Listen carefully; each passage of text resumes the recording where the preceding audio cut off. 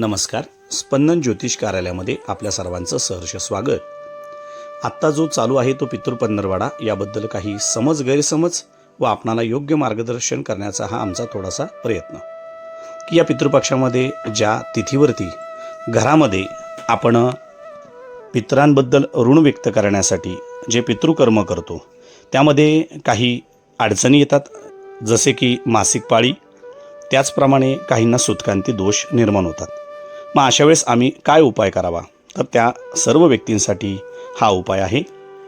अशा व्यक्तींनी येणाऱ्या सर्व पितृ अमावस्या या तिथीवरती नैवेद्य आपल्या पितरांना दाखवायचा आहे.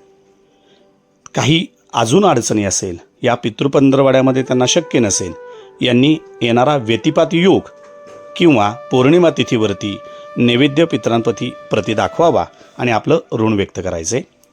ज्यांना शक्य असेल त्यांनी या 15 दिवसामध्ये पिंपळाच्या झाडाखाली तेलाचा दिवा लावावा.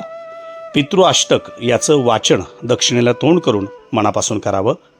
त्याचप्रमाणे आपल्या जवळपास एखादं मंदिर असेल, त्याच्या बाहेर काही गरीब व्यक्ती असेल, त्या अशा गरीब व्यक्तींना वस्त्रदान, त्याचप्रमाणे भेळ असेल, त्याचप्रमाणे आपण लाडू असतील, राजगिऱ्याचे असतील, लाह्याचे, हे देऊन आपल्या पितरांप्रती ऋण व्यक्त केले तरी आपणा सर्वांना पुण्य प्राप्त होते.